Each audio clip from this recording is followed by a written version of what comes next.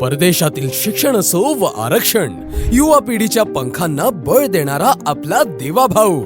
नवमहाराष्ट्र घडवणाऱ्या युवकांची पिढी घडवण्याचे काम करणारा एकमेव नेता म्हणजे देवाभाऊ.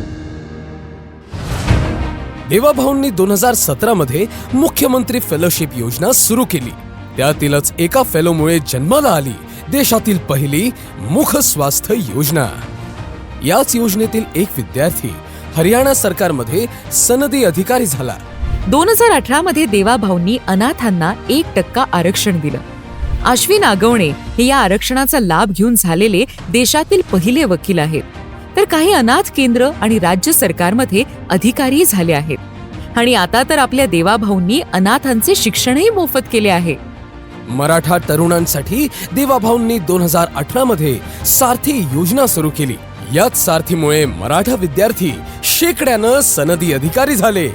एवढंच नव्हे तर देवाभाऊंनी ओबीसी आरक्षणासह विद्यार्थ्यांना मोफत वसतिगृहही दिली आणि ज्यांना वसतिगृह मिळणार नाही अशा विद्यार्थ्यांना प्रतिवर्षी 60,000 रुपयांचा भत्ता मिळण्याची तरतूदही केली.